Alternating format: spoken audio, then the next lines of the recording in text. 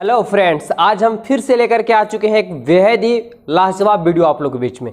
समीकरण 5 विधियों से बनता है, जिसमें पहला विधि हम आप लोगों को बता चुके हैं, ठीक है, तुलनात्मक विधि होता है, और दूसरा जो विधि होता है प्रतिस्थापन विधि होता है।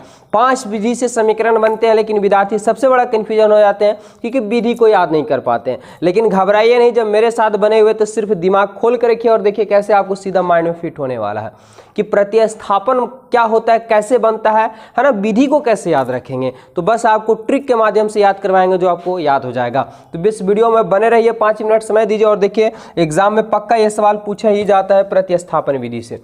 तो 2 चर वाले रैखिक समीकरण 5 विधि से बनते हैं, जिसमें दूसरा विधि जो है प्रतिस्थापन विधि है, और इसका नाम में ही आंसर छुपा हुआ है। क्या कि प्रति मतलब एक होता है, स्थापना मतलब स्थान होता है।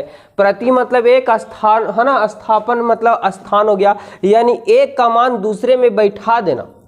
एक का मान दूसरे में, प्रति मतलब एक, यानी एक ही का मान बैठाना। क्या? स्थापन मतलब स्थान, यानी एक का मान निकाल करके दूसरे में बैठा देना ही प्रतिस्थापन विधि कहला देता है। समझ में आ गया होगा बहुत ही अच्छे तरीके से कि प्रति मतलब एक, स्थापन मतलब स्थान, यानी एक का मान निकाल करके दूसरा में बैठाना, यही कौन विधि हो गया? प्रतिस्थापन।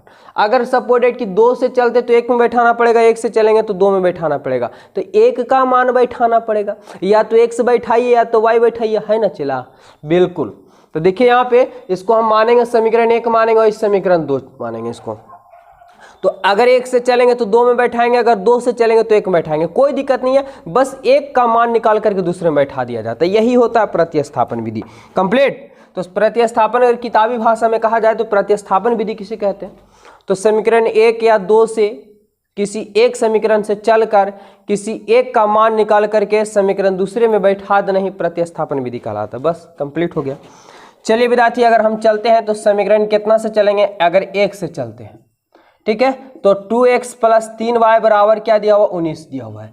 तो प्रतिस्थापन है, यानी एक ही का मान निकालना है। तो चाहे y निकाल लीजिए या तो x निकाल लीजिए, किसी एक का मान निकालेंगे। अगर यहाँ से हम y का मान निकालना चाहेंगे तो 3y बराबर 19 का 19, ये भैया प्लस में उधर जाएगा तो माइनस में, ये तो सब तो आता ही होगा। अच्छा, हमको y चाहिए, लेकिन y के आगे 3 दिया हुआ है तो गुणांक में हो गया। तो हमको y चाहिए, यानी 3 का 3 सॉरी 19 का 19 माइनस 2x, और ये गुना को उल्टा भागा होता है, इसलिए बट्टा में चल जाएगा 3। ये समीकरण पहला। दूसरा तो ये क्या हो गया? तीसरा, है ना। बड़े कमाल का चीज़ है। अब जानेंगे कि जब हम 1 से चले तो 3 में पहुंचे हैं, अगर इसका मान फिर से 1 में बैठाएंगे तो कहीं जाएंगे, वहीं ना रह जाएंगे। जब 1 से चलेंगे तो 2 में बैठाएंगे, और जब 2 से चलेंगे विद्यार्थी तो 1 में बैठाएंगे। तो कहाँ लिखेंगे बताइए, कहाँ मान इसको बैठाना? 1 का मान निकल गया y का, यानी x निकाल लिया तो y मान इसको बैठाना होगा। चलिए कहाँ बैठाएंगे? तो समीकरण 1 से चले तो 1 में नहीं बैठाएंगे, 2 बैठाएंगे। समीकरण 2 में किसका मान? तो y का मान रखने पर, वह रखने पर या देने पर कभी कभी रहता है, कोई दिक्कत नहीं। क्या दिया हुआ समीकरण? तो 3x + 4y बराबर 26 दिया हुआ है, ठीक है। जरा देखिएगा, तो हमको 3x का 3x, क्योंकि हमको y का मान पता है, लेकिन यहाँ पे 4 दिया हुआ तो हमको 4 का मान पता नहीं है, हमको पता है सिर्फ y का। तो 4 है तो 4 गुना में था, तो गुना मतलब ब्रैकेट भी होता है, तो ब्रैकेट दे दिए, लेकिन y ना लिख करके भैया y इतना लिखेंगे। अब लग रहा होगा विद्यार्थी कि ये इतना बड़ा है, ये छोटा है। नहीं बाबू, ये दोनों आपस में क्या होते हैं? बराबर। इसका मतलब ही है कि दोनों आपस में, देखे होंगे फर्री इतना सा बटखारा छोटा सा रहता है, फिर भी आपस में क्या होते हैं? बराबर होते हैं। यही होता है बराबर का मतलब, कि दोनों आपस में क्या है? बराबर है। तो 3x का 3x + 4 का 4, देखिए यहाँ पे, चलो 4 का 4, लेकिन y गुना में था, और y का मान हम पहले से निकाल चुके हैं। क्या आ चुका है कि 19 - 2x, और बट्टा में आपके पास दिया हुआ 3, और ये ब्रैकेट बंद हो जाएगा क्योंकि y का सिर्फ मान रखना था, बराबर 26 का 26। अब चलते हैं यहाँ बनाते हैं, जरा देखिएगा। तो ये 3x का 3x हो गया, प्लस ब्रैकेट मतलब क्या? तो गुना। अब 4 से गुना कीजिएगा तो 19 चौक का, देखिए 4 से जाएगा, इसके पास भी जाएगा, जहाँ तक ब्रैकेट होता है वहाँ तक गुना होता है। तो 19 चौक का 76 हो जाएगा, और माइनस का माइनस, ठीक है, और 4 गुने 2 करेंगे तो 4 दूना ये 8x हो गया, और ये बट्टा में जो हमारे पास 3 है, 3 का 3 बराबर 26। लेकिन बहुत से विद्यार्थी ऐसा करते हैं कि जो लाइन खींचे पूरा तक खींच देते हैं। अरे नहीं भैया, 3 सिर्फ इसके नीचे था, इसके नीचे नहीं है। और इस टाइप के जब भी आपको सवाल मिल जाए कि एक सिंपल रहे एक बट्टा में रहे, तो एलसीएम ले करके बनता है। क्या करके? एलसीएम लेकर के बनता है। तो यहाँ हमारे पास कुछ नहीं तो ऑलरेडी एक छुपा हुआ रहता है, तो 1 और 3 का एलसीएम लेंगे तो 3 आएगा। अब 1 से भागा देंगे 3 में तो 3 बार में कटेगा, और जितना बार में कटता है उसको ऊपर से गुना किया जाता है। तो 3 गुने 3 करेंगे तो 3 तिहाई 9x हो जाएगा। 3 से 3 कट गया तो 76 माइनस 8x बराबर 26 है। अब 9x प्लस में और 8x माइनस में, तो एक जात वाला के साथ क्रिया होगा ना। अब एक जात वाला के साथ क्रिया होगा तो 9 में से 8 जाएगा तो x बचेगा। लेकिन चिन्ह क्या प्लस लिखे कि माइनस लिखे, बड़ा कन्फ्यूजन है। तो इसमें बड़ा कौन है, तो 9 बड़ा है और 9 के आगे प्लस है तो ये प्लस में ही रह जाएगा। अच्छा प्लस 76 है तो 76 दे दिए। अब क्या होगा, बटा में 3 बराबर में क्या 26, नीचे कुछ है तो 1।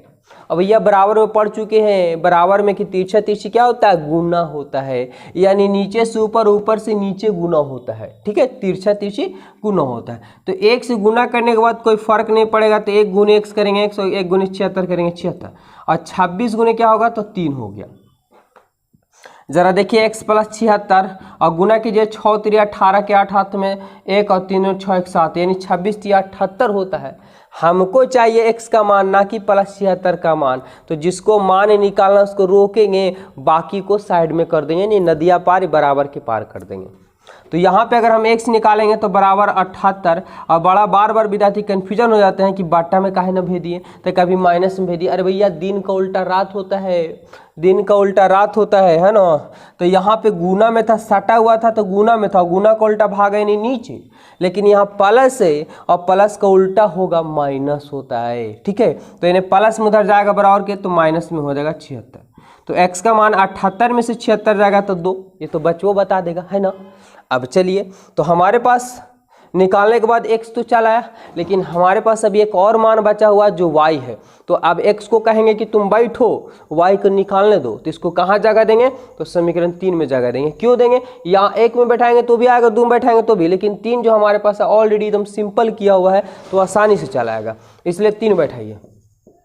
तो समीकरण जो है 3 में किसका मान, तो x का मान निकला हुआ, तो x का मान बैठाएंगे समीकरण 3 में x का मान रखने पर।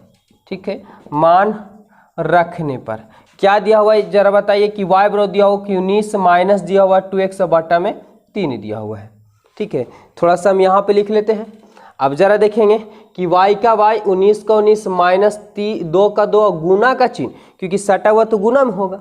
अब x से तो x का मान पहले से निकाल चुके हैं कि 2 होगा।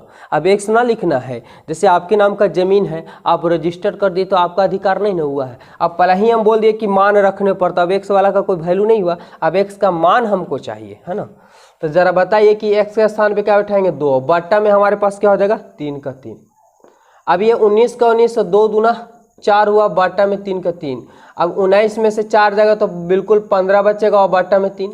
अब गांधी जी तो ठहरे नहीं, कटेगा तो काटेंगे। ठीक है, अब 3 पच्चे क्या होता था, 3 पच्चे 15, यानी y का मान 5 हो गया।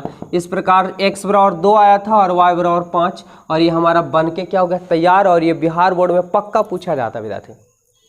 तो वीडियो कैसा लगा, वीडियो जरूर कमेंट करके बताइएगा और इसे बना लीजिएगा। और हम उम्मीद है कि आपको प्रतिस्थापन समझ में आ गया। और कैसे याद रखेंगे कि प्रति मतलब एक होता है, स्थापन मतलब स्थान होता है, यानी एक का मान निकाल करके दूसरे में बैठा नहीं प्रतिस्थापन विधि कहलाता है। अगले विधि के लिए चैनल को जरूर सब्सक्राइब कीजिए। अगले वीडियो में जय हिंद।